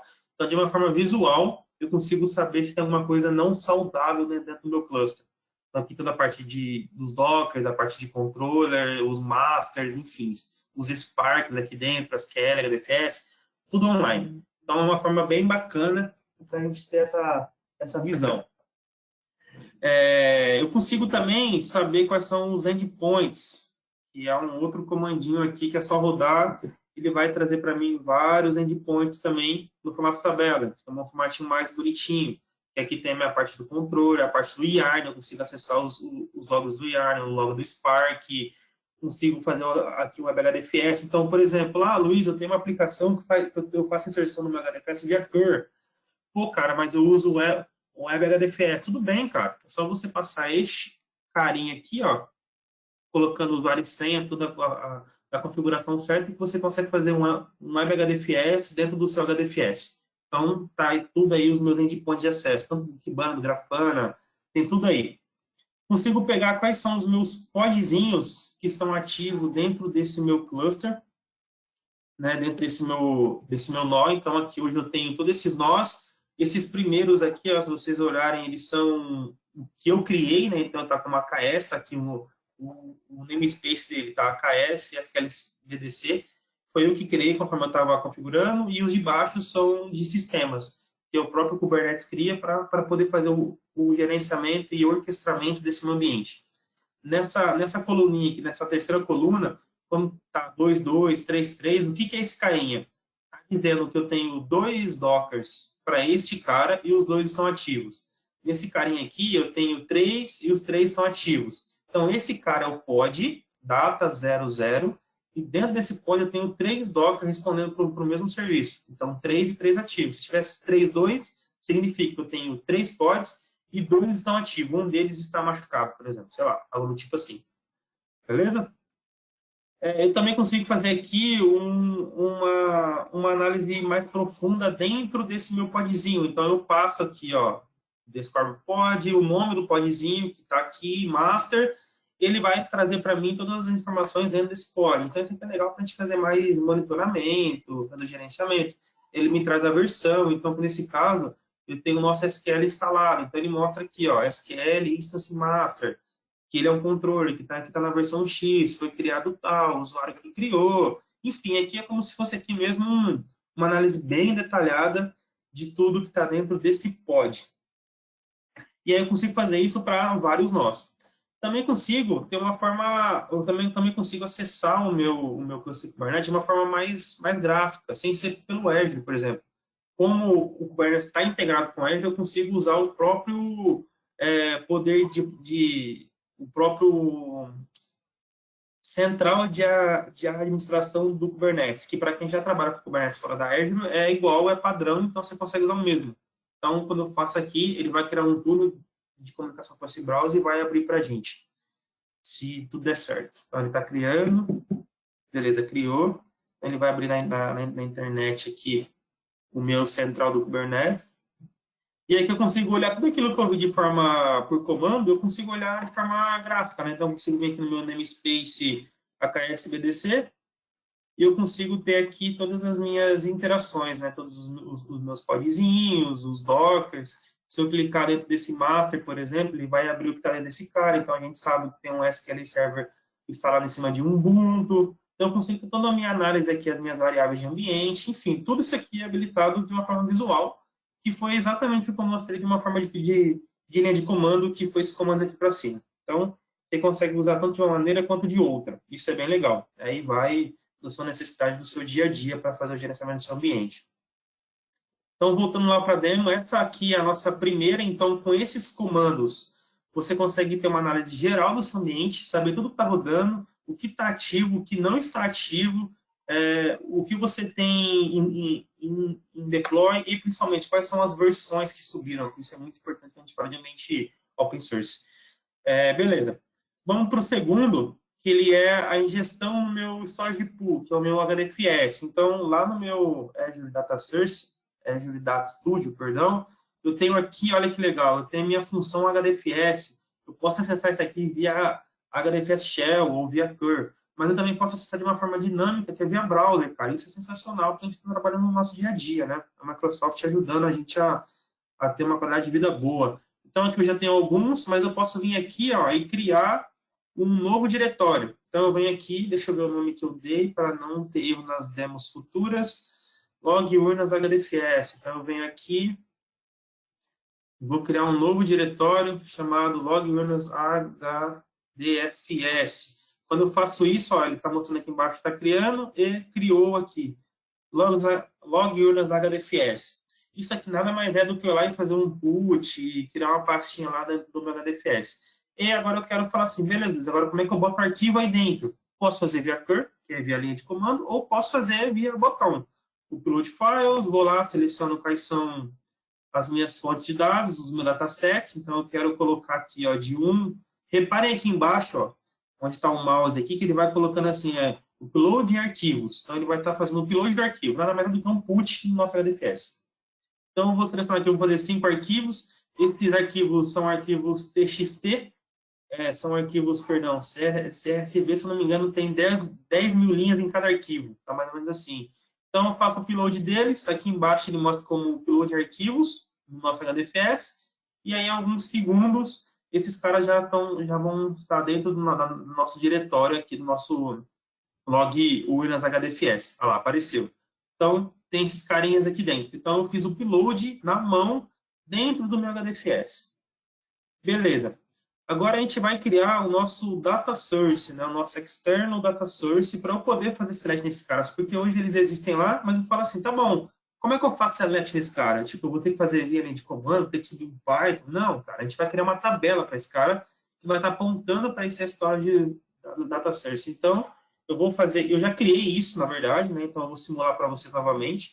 Então aqui a gente tem 2 data sources. Eu tenho o storage pool, que eu dei o mesmo nome, na verdade, e o data pool. Esses caras estão apontando para um controller que está configurado via variável de ambiente para aqueles nós lá. Então eu venho aqui, dou um create, e ele vai falar assim, beleza, você criou o seu storage pool, e esse storage pool está associado ao quê? A 2 nós. Olha só que legal. Então, se eu tivesse mais de um nó aqui, ele iria aparecer mais uma vez aqui embaixo. Então, nesse caso, ele só tem 2 nós.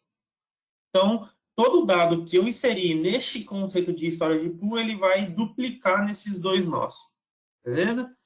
E aí, aqui a gente já criou, beleza. Vamos fazer agora um select. Então, tá bom, Luiz. Agora, como é que eu faço select? Cara, simples como uma luva. Venho aqui, create external table CSV, que são arquivos CSVs. vou dar um nome para esse carinha, vou chamar ela de TBL Log Runners, é uma tabela. Então, o que eu estou fazendo aqui? Não é, mas pense como se fosse uma view em cima deste meu HDFS. Mas o conceito não é bem esse, mas é mais para vocês poderem entender.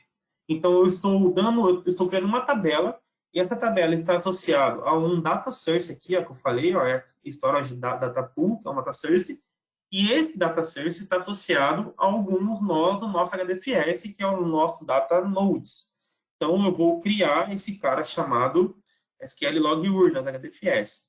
Então, next, olha que legal, ele já faz uma inferição do esquema, então ele consegue entender que a primeira linha de cada arquivo é o seu cabeçalho, e ele também consegue já ter uma ideia do tipo de dados, olha que bacana.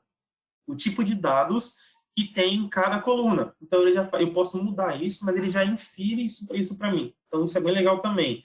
Então, next, que está falando que está criando nesse servidor, nesse banco de dados, com esse nome, o owner, o formato do arquivo, eu posso deixar ele pré-configurado para eu quiser usar isso depois. E o meu data source nada mais é do que o meu diretório que eu criei aqui com vocês e botei arquivos ali dentro. Então, eu vou lá e dou um create table. Ele vai criar essa tabela para mim. Criou. Então, se eu vier aqui no meu banco de dados, vou dar uma atualização aqui. Nosso webcache, tabelas. Ele já vai mostrar aqui para a gente, ó. Eu tenho o meu external table, então essas tabelas aqui estão criadas no próprio SQL mesmo, as que estão sem external, e as que estão com external estão criadas em algum lugar que não é o próprio SQL Server, que no caso aqui é o HDFS. Então, se eu vier aqui e fizer um select, pronto, tbl log urnas, urna HDFS. Se eu não digitei nada de errado, ele vai rodar o comando com sucesso. Se eu digitei errado, então é tbl log. Opa, tá errado aqui. Vamos dar um Ctrl+C, Ctrl+V, que é mais fácil, né? Ver se ele pega assim. Pega. Então, para não ter digitação, Ctrl+C, Ctrl+V. E ele vai fazer o select para mim. Olha que legal. Ele fez o select no nosso HDFS. E aí, para o cara que está fazendo select, na verdade, ele não sabe, cara. Ele está fazendo select numa tabela padrão do próprio SQL Server, que no fundo é o nosso HDFS, que no fundo está fazendo um map reduce por baixo. Então, eu falei que tinha 10 mil arquivos em cada arquivo, né? Então, vamos fazer um count aqui. Vamos ver quanto ele trouxe para a gente. Ah, tem menos de 10 mil linhas. Tá picado. Então, vamos fazer aqui um novo upload. Só para a gente simular. Upload files. Vamos botar mais um aqui.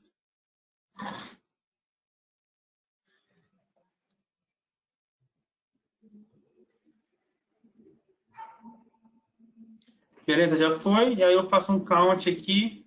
E aí ele já mudou para mim a quantidade de linhas aqui, né? Então, ele tá fazendo selection base nos arquivos que existem no nosso HDFS. Isso é bem legal.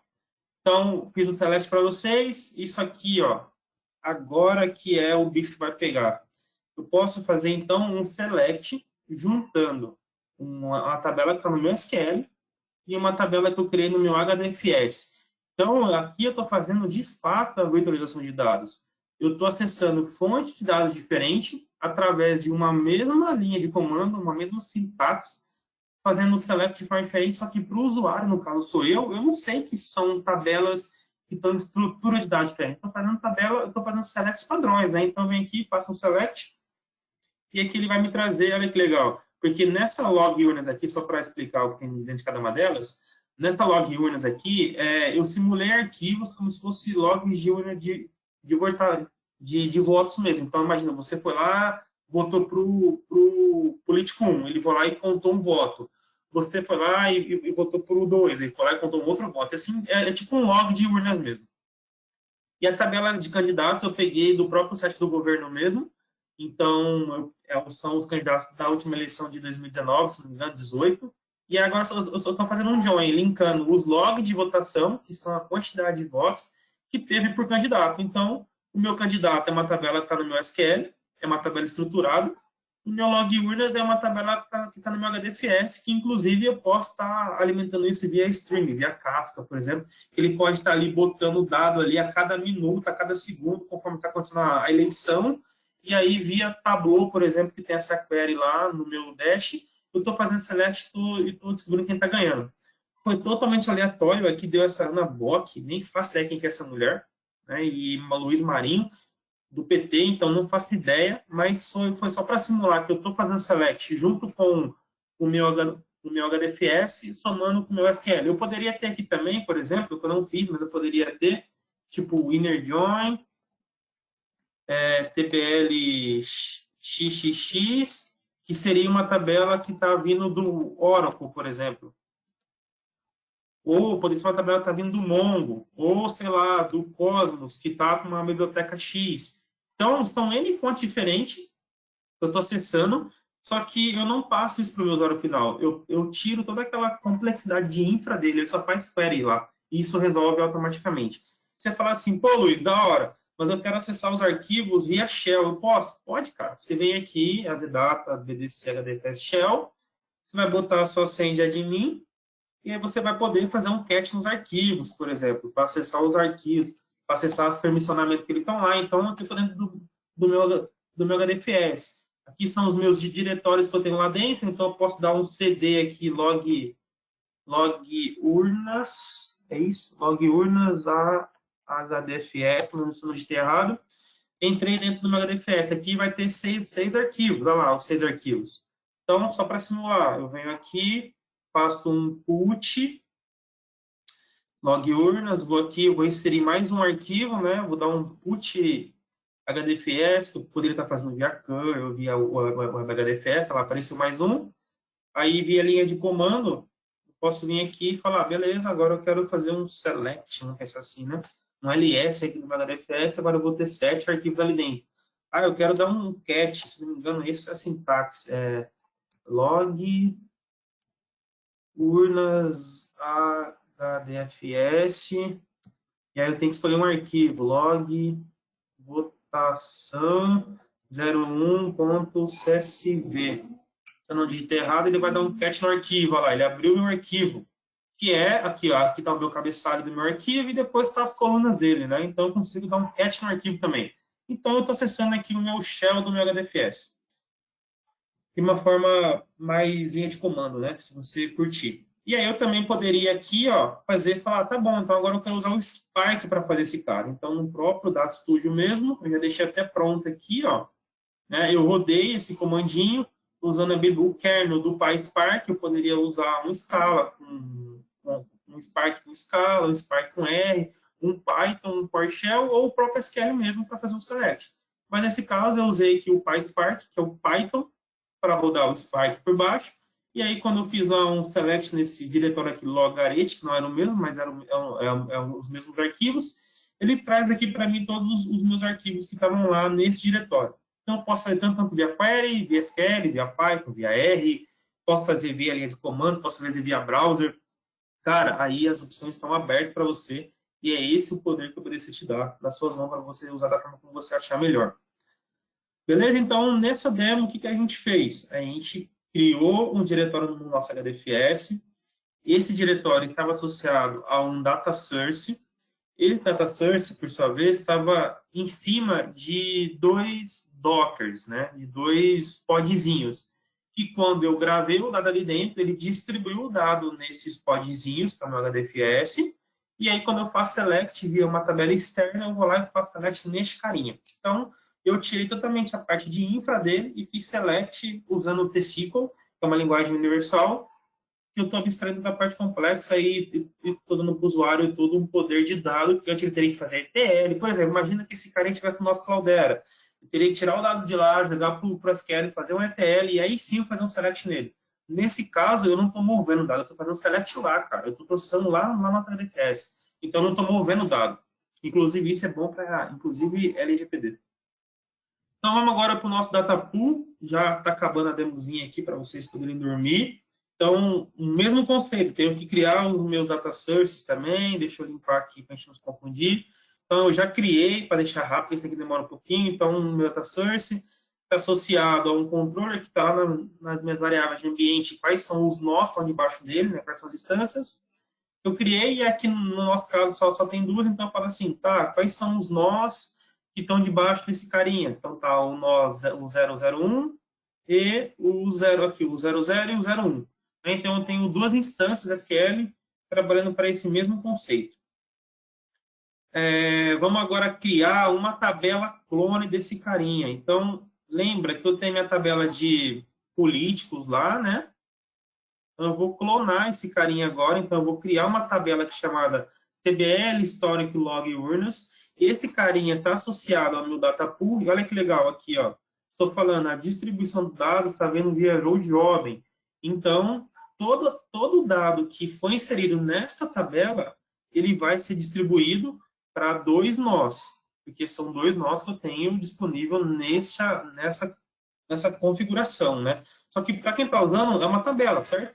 O cara não fala para fazer MPP, nada disso. Eu estou abstraindo tudo isso dele. Então, vou fazer aqui o meu insert, então vou pegar dados da minha tabela que está na minha log urnas, lá que está no meu HDFS, só vou replicar para cá, é um clone de uma tabela padrão mesmo. Então, beleza, rodei. Aqui vamos ver se vai funcionar, se eu não errei nenhum comando. Ele vai fazer aqui um insert. Opa, inseriu, olha lá. 2051 linhas. Então, o mesmo dado agora que está no meu HDFS, eu simplesmente criei uma tabela, fiz o insert select para essa tabela nova, que é o meu storage log urnas, que é uma external table que está dentro do meu conceito chamado data pool, que quem responde por ela são dois nós hoje. Né? Então, eu tenho aqui, ó, a TBL é histórico. Então, tá aqui, ó, tem o histórico log urnas. Então, se eu rodar esse comandinho aqui, ó, para eu validar as minhas externals data tables, né? Eu vou ver aqui que tem algumas tabelinhas, log garage, tá o meu histórico aqui, ó. Que é uma user table, tal, que foi criada dia tal, enfim. Tá tudo aí bonitinho. Então, o que eu vou fazer aqui? Vou agora simular o processamento que eu falei para vocês usando o MPP lá, para a gente poder ver no Grafana, né? Então, vamos abrir duas queries aqui, ó. Vou abrir mais uma query. Então, nesse daqui, vou até comentar aqui, esse aqui está o meu storage pool. A storage pool. E aqui está o meu data pool. Então, eu vou rodar esses carinhas, eu vou abrir o Grafana para vocês, eu vou mostrar como é que abre, na verdade, deixa eu fechar tudo isso aqui. Então, aqui na nossa parte do BDC, lembra que eu falei que tinha duas extensões, tem a parte de virtualização de dados e tem a parte do BDC mesmo, que é uma central de gerenciamento. Se eu vier aqui nos meus endpoints, eu tenho tanto o Grafana quanto o Kibana. Então, eu vou abrir o Grafana, clico nele, ele já vai abrir para mim, ele vai pedir aqui a senha do admin, do cluster. Esse ele vai abrir. Beleza, está abrindo o nosso Grafana. Que aqui, esse carinha, quando eu instalei, eu não tive que configurar o Grafana. Ele já veio para mim pré-configurado com algumas coisas, né? Então, aqui, já tem o Grafana, eu consigo saber aqui, ó, todos os meus pods. Então, lembra, a gente tem dois podzinhos, né? Duas instanciazinhas de storage, tem uma master só, porque eu não estou usando o always on, eu tenho duas de dados. E eu tenho uma só de computação, nesse caso, eu não estou usando mais que uma, mas poderia estar usando. Então, o que eu vou fazer aqui? A gente vai simular o nosso MPP. Então, eu vou vir aqui, usando o nosso webcast aqui, banco de dados webcast, vou simular a execução de 100 vezes. Isso aqui, para quem não conhecia, quando eu coloco o Go e o número na frente, ele executa este mesmo comando 100 vezes. Então, aqui é uma forma bem burra mesmo de fazer aí um processamento muito forte, porque como tem pouco dado nas tabelas, rodar só uma vez, a gente não ia sentir. Então, eu estou rodando aqui 100 vezes, cada uma dessas tabelas aqui. Então, nesse caso, eu falei que abriu outra query, né? Então, deixa eu abrir outra aqui para a gente rodar as duas ao mesmo tempo. Então, o meu data pool, aqui eu vou deixar a storage pool, e aqui eu vou deixar o meu data pool. Então, reparem que aqui no meu Grafana, eu tenho o meu data pool, aqui a parte de transações, aqui a parte de bash. Então, a gente vai ver esse carinha subindo. Mas como eu estou fazendo MPP, então como eu fiz insert nesse cara, então ele tem que subir ao mesmo tempo todos os nós. Então, eu tenho o nó 1, o nó 1 e o nó 2 aqui no caso, né? Que também está baixo, ó. Quando está rodando, a gente vai ver subir ao mesmo tempo. Então, eu vou vir aqui, no meu data pool, e vou dar aqui um F5, ele vai começar a rodar para a gente. Então, ele já está mostrando... Opa! errei o nome da tabela. Não, tá no nome do banco errado. Deixa eu cancelar aqui. Então, o webcast, agora sim, mudou o banco.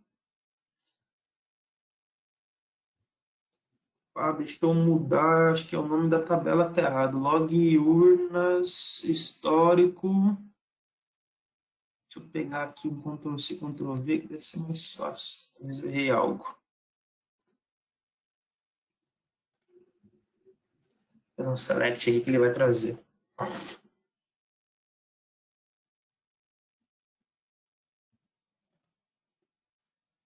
Vamos rodar isso aqui, ver se ele vai. Oh, perdeu a conexão. Abrindo aqui, conectando de novo o nosso cluster. Já deixei ele meio que pré-configurado aqui para a gente.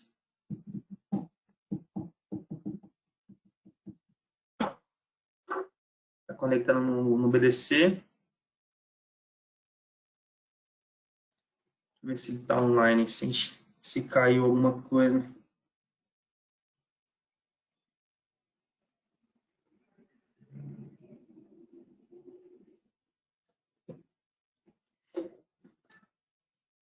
A internet está ok.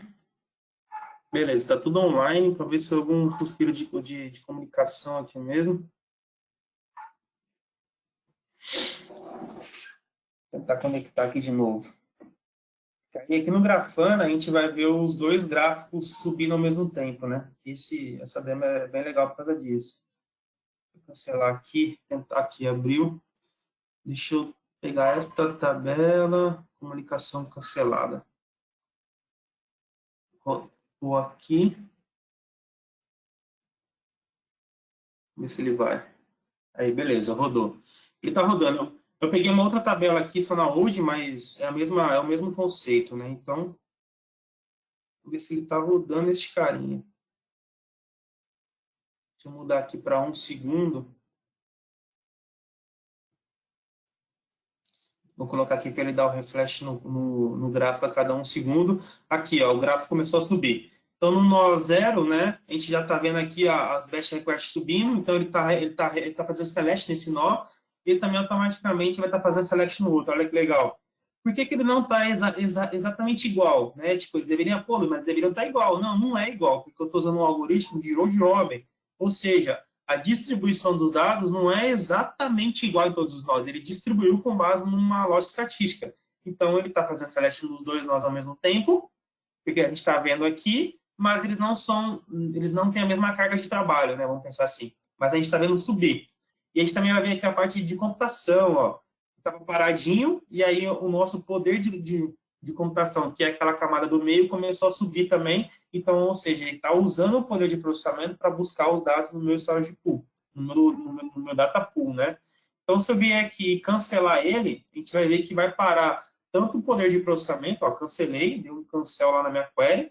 Então, a gente vai ver que vai cair aqui a parte de computação, porque a gente parou de processar, e também automaticamente a minha parte de dados também vai começar a cair, né, conforme for andando o gráfico aqui. Esperar lá, caiu, ó. Aqui a gente já consegue ver que caiu o processamento no 1, no 0, no 1 também já caiu, e a parte de computação também automaticamente já caiu também. Então, agora, o que a gente viu aqui? Deixa eu só voltar o PPT aqui rapidinho, só para a gente relembrar. Então, eu fiz um select na minha master instance, que ele acionou a minha camada de computação e bateu nesses carinhas aqui. E aí, como a minha tabela está associada a duas instâncias, esses dois carinhas aqui, que estão em verdinhos, trabalharam ao mesmo tempo para processar o dado, que vai retornar a minha master instance, que vai retornar para o meu usuário X, por exemplo, no caso, sou eu mesmo. Então, a gente viu aqui essa camada da esquerda funcionando, né? A master, a compute e o data pool, trabalhando bem bonitinho, tudo orquestrado. Agora, a gente vai fazer um outro teste simulando o outro lado, que é o meu storage pool, né? Então, eu venho aqui no meu select aqui, que é o meu storage pool. Estou fazendo select no meu HDFS, que é esse cara que eu criei para vocês aquela hora aqui, né? Que são esses arquivos aqui dentro. Então, eu também vou rodar ele 100 vezes, e a gente vai ver a mesma coisa acontecer do outro lado, também o processamento paralelo. Está rodando já, ele está rodando aqui 100 vezes, tal, e a minha camada de computação ela vai começar a subir. Olha lá, subiu. Então, opa, O Luiz tem que buscar dados lá no meu HDFS. Então, ele já startou minha cavalaria, no caso é o Polybase, começou a mastigar o dado para bater no meu HDFS. Então, ele startou lá os meus podzinhos. E se eu vier na minha camada de storage pool, ele também vai estar processando o dado aqui, ó. Olha que legal, também é lá, subiu o gráfico, né? Então, a gente está processando um dado no meu 0. E se eu for no meu 1, ele também vai estar processando também. Ah lá, mudou. Então, nesse caso aqui, a gente meio que trabalhou com todas as camadas do nosso BDC. Tanto o Master Instance, que eu estou fazendo o select, fazendo a virtualização do meu dado.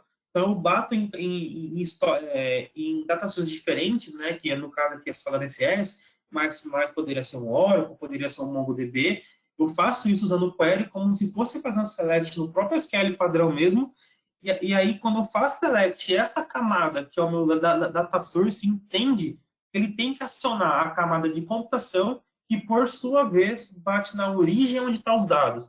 De um lado foi o próprio SQL, tudo bem, que estava dividido em algumas instâncias, e do outro lado era o HDFS, que poderia ser tanto um Cloudera quanto um RotomWorks, e nesse caso estava usando o HDFS interno mesmo. Mas eu consigo fazer a virtualização de dados trabalhando de forma paralela para mim.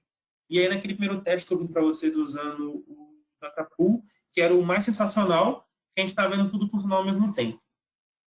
Então, essas eram as demos que eu queria mostrar para vocês. Tem uma outra demo aqui que eu deixei ela já em execução, né, porque ela demora para rodar, mas eu criei um notebook praticamente, então já está aqui, que é um notebook usando um Spark dentro do nosso Azure Data Studio, né?